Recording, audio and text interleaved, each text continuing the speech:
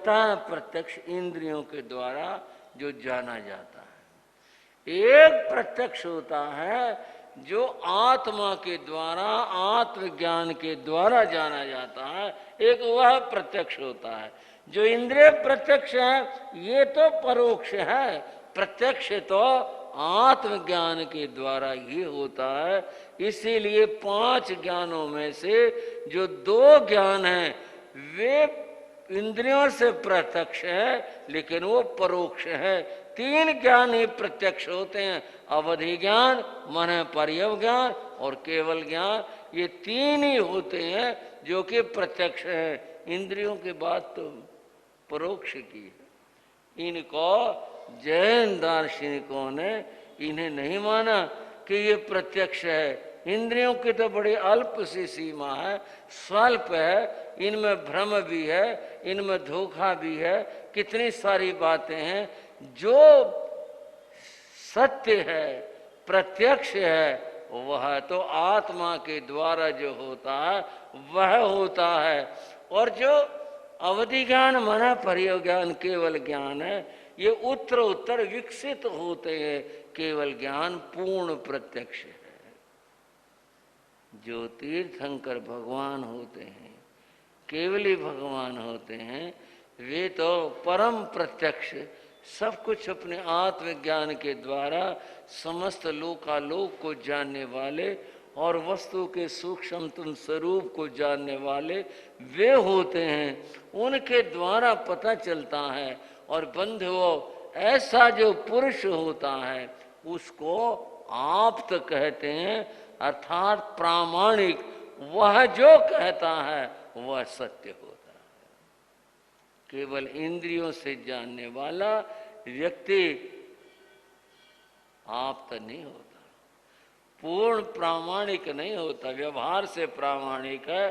प्रामाणिक तो केवल ज्ञानी, केवल ज्ञान वाला, केवल ज्ञान है, वह पूर्ण प्रामाणिक है, आप्त है। उसका वचन जो है वह परम सत्य है, उसका वचन परम कल्याणकारी है, उसी से जीव का कल्याण होता है।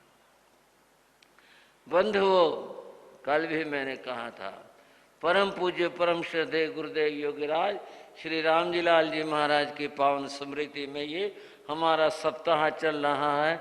उनके जीवन की कुछ बातें मैं आपको बता रहा हूँ।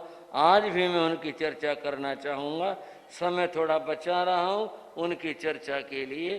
पूज्य गुरुदेव के जीवन की बात बता रहा था कि वे योगी राज कैसे बने, इस महानतम पद के ऊपर कैसे पहुँचे, उनकी बात करते हैं। सन 1911 में गुरुदेव योगीराज का चातुर्मास अपनी, गुरुदेव श्री मायाराम जी महाराज का चातुर्मास अपने जन्म भूमि बड़ौदा गांव में हुआ था। वो चातुर्मास की भी अद्भुत कथा है। अब तो इतनी बात कहूँगा कि चातुर्मास हुआ, बहुत धर्म ध्यान वाला और जागृति का चातुर्मास हुआ। वो चातुर्मास में कुछ लोग संवत्सरी के बाद गुरु महाराज मायाराम के पास बैठे थे। उन्होंने कहा, जी बड़ा धर्म ध्यान हुआ, बड़ा सुधार हुआ।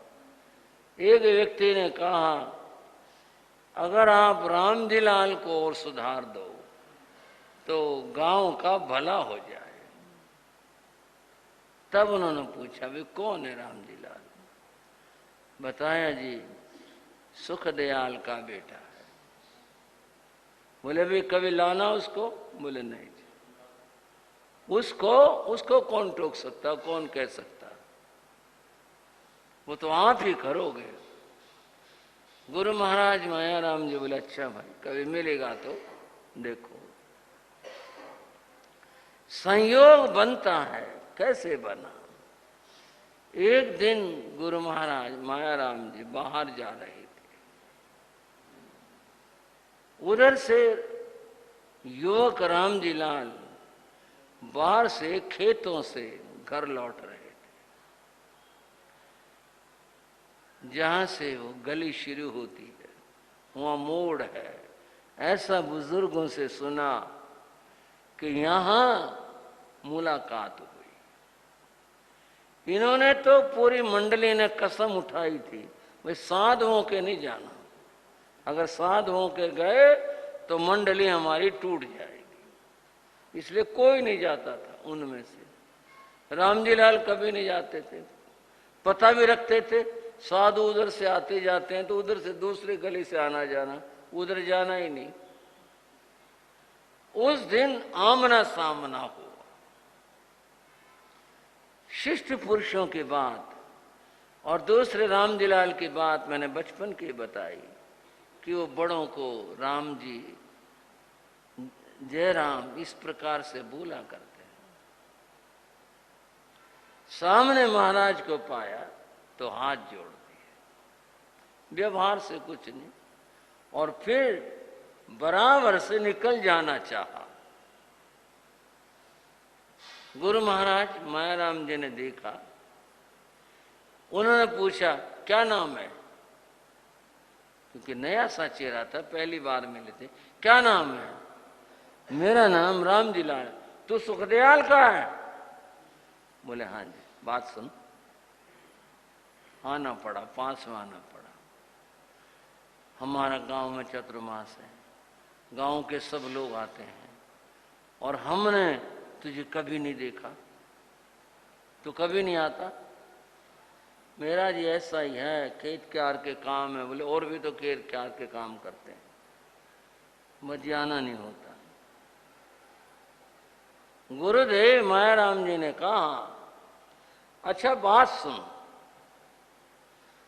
तू हमारे कहने से एक दिन प्रवचन सुन ले। ऋषभ विहार वालों, सिर्फ एक दिन प्रवचन सुन ले, आगे आना न आना तेरी मर्जी है, बस एक दिन की बात कही। रामजी लाल को लगा सौदा सस्ता ही है, अगर यूं कहते रोज आना भाई फिर तो मामला महंगा रहता है। एक दिन आना, बोले हाँ जी आ जाऊंगा, एक दिन की तो कोई बात नहीं। बोले बस एक दिन आ जाना। वे अपने रास्ते चले गए, रामजी लाल अपने रास्ते चला गया। ये मुलाकात। बंधुओं, गुरु की कृपा जैसा शास्त्र में आता है, जिसमें बताया कि 3 प्रकार के से बोध होता है। एक तो बोध होता है किसी ज्ञानी के द्वारा, बुद्ध पुरुष के द्वारा, आत्मा के द्वारा, किसी घटना विशेष के द्वारा, सत्संग के द्वारा। वो प्रसंग घटा जब मौका लगा, 1 दिन में 2 दिन में, जब रामजान ने कहा चलो वादा किया है, एक बार जाए थे, एक ही बार जाना था। रामजी लाल प्रवचन में गए, बैठे। गुरु महाराज ने कोई इरादतन सुनाया हो ऐसा तो नहीं कह सकते, पर उस दिन जो कुछ सुनाया था उसमें एक भजन भी था, और उस भजन की जो पंक्ति थी वो ये थी, हो गए बड़े बड़े राणा। क्या थी? हो गए बड़े बड़े राणा। बज रहा था जिनका डंका, संसार में जिनका डंका बज रहा था, वो न रही लंका, वो लंका भी नहीं रही। रावण का डंका बजा कर वो लंका भी नहीं रही। बड़े बड़े हुए यहाँ, बड़े बलशाली ताकतवर सब चले गए। ये दुनिया एक सराय है, धर्मशाला है, आते हैं चले जाते हैं। यहाँ कमजोर और बलवान का कुछ नहीं भेद, जो आया है उसे जाना पड़ेगा। कुछ ऐसा भजन था, मेरे पास लिखा हुआ है, गुरुजी से लिखा था कभी, योगीराज जी से। यह गुरु महाराज मायाराम ने उस दिन गाया था। उनका गाना बड़ा मधुर था, उनका उपदेश बड़ा मधुर था। सारी बात का सार यह है कि प्रवचन उठते तक राम जी लाल के मन में ये भावना बने, हमने बड़ा माड़ा काम किया जो प्रवचन में नहीं आए। इनका प्रवचन तो रोज सुनना चाहिए। मन में ये भाव लेके उठे, हमने बहुत माड़ा काम किया जो हम प्रवचन में नहीं आए, हमें तो प्रवचन सुनना चाहिए था। दर्शन करके चले गए, बिना कहे मन में धारणा बना ले कि भाई हर रोज सत्संग में आना है और सुनना। साथियों को पता लग गया, मंडली रात को बैठा करती। और गांव की बात बता दो, शहर में तो आज वर्तमान स्थिति कल्चर में तो होटल में जाना, यही दावत, यही सब कुछ खाना बाजार में। वो जो जमाना था हरियाणा का, उस जमाने में तो सबसे बड़ी दावत हलवा घोटना और खाना ये होती थी। इसीलिए सारे साथी रात को मिलते थे, हलवा बनाते थे, खाते थे। ये मस्ती थी उन नौजवानों की जो 15-20 लोग थे, सबकी पता लग गया साथियों को। बोले राम जी लाल तने नेम तोड़ दिया भाई, और तू हमारा पार्टी का सरदार और तने नेम तोड़ दिया। बोले हाँ भाई नेम तोड़ दिया, मैंने नेम तोड़ दिया और मैं तुम्हारे से भी कहूंगा तुम भी नेम तोड़ दो। बोले क्यों, ऐसी क्या बात है? बोले भाई तुम्हारे से मैं ये कह रहा हूं, एक बार तुम भी सुनी आओ, फिर मेरे को बताना इस बात को। बोले नहीं भाई, ऐसे जाएंगे वहां जाएंगे, वो मिलेंगे, फलाने मिलेंगे, साधु ये कहेंगे, साधु वो कहेंगे, इस तरह की बात। बोले भाई एक बार सुन लो बस, दोबारा नहीं। बातें बहुत हो जाती हैं, कड़ी से कड़ी जुड़ जाती है। महाराज माया राम जी की बीच में एक बात बताता हूं। सदर बाजार में आपने देखा हो कभी, श्रद्धेय श्री भागमल जी महाराज विराजते थे, और वो जब अपने जीवन के उत्तरार्ध में थे, उम्र से भी और दीक्षा में भी उत्तर भारत में सबसे बड़े थे। हमारा कई बार सदर बाजार जाना हुआ, मैं उनके पास बैठता था। गुरु महाराज योगीराज जी की और उनकी बड़ी अच्छी परस्पर में मैत्री भाव रहा। मैंने उनसे पूछा कि आपने गुरु महाराज मायाराम के दर्शन किए? बोलो खूब दर्शन किए मैंने, उनके समय में वो थे। और बोले मेरी दीक्षा भी हो गई थी, हम तो उनके साथ भी रहे हैं। मैंने कहा मैंने क्या खास बात थी मायाराम जी महाराज में जो आपने देखी? दुनिया कहती है, हम भी कहते मायाराम जी हम सारे गाते रहते हैं, क्या खास बात क्या थी जो आपने देखी हो? आप तो प्रत्यक्ष थे। ये दो ही व्यक्ति थे, श्री भागवल जी महाराज या मेरे बाबा गुरु योगीराज जी। बोले भाई क्या बात बताऊं, वो तो माया कुछ और थी। उन्होंने ये कहा, ये कुछ में बात घड़ नहीं रहा, उनके शब्द बता रहा हूं, वो तो माया कुछ और। ऐसा साधु फिर नहीं देखा, ऐसा साधु फिर नहीं देखा। मैंने कहा जी क्या बात थी? बोले बात बताता हूं। बोले मेरी जन्मभूमि है पुरखास गांव, उन्होंने बताया। सोनीपत के पास है ये गांव, जैनों के बहुत घर थे, हम भी गए हैं। बोले मेरी जन्मभूमि है पुरखास गांव।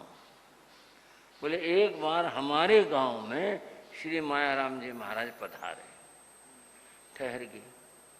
उनके प्रवचन में दुनिया बहुत आती थी, तो प्रवचन गांव से बाहर होता था। गांव के बाहरी मैदान था, वहाँ लोग पशु खड़ा किया करते थे सुबह, या जैसे होता था, बहुत बड़ा मैदान था और गर्मी के दिन थे, फिर भी लोग धूम में बैठ के सुना करते।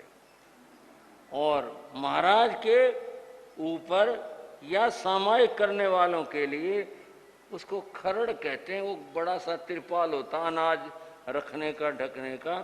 बोले वो ताना हुआ था बस, बाकी धूम में बैठा करते सब लोग। वहां प्रवचन होता था भरी दोपहर में। एक दिन महाराज प्रवचन कर रहे थे, गांव के नुक्कड़ पर एक घर था जमींदार का, उन्होंने नाम भी लिया, उसका ये नाम था। बोले उसके घरवाली घर पर थी, आदमी गया हुआ था, उसके कानों में आवाज पड़ेंगे, आवाज बहुत बुलंद थी, दूर तक सुनती थी। वह अपने घर की देहली पर खड़ी होकर सुनने लग गई। उसको रस आया, उससे खड़ा नहीं रहा गया और वह अपने घर के किवाड़ झांप करके और सत्संग में पहुंच गई। वहां जाके बैठी, उठ के आ नहीं सकी, जब पूरा हुआ तभी आई। घर आई, दरवाजा खोला, याद आया कि मैंने तो बाजरे की खिचड़ी चढ़ाई हुई है और जल गई होगी। उसने देखा वाक्य में नीचे से, जिसे कहते ना भाई लग जाना, वो लग गई। उसने ऊपर से उतारी, नीचे की निकाली, बड़ा मुश्किल काम हो गया भाई, अब इसका पता तो चलेगा ही।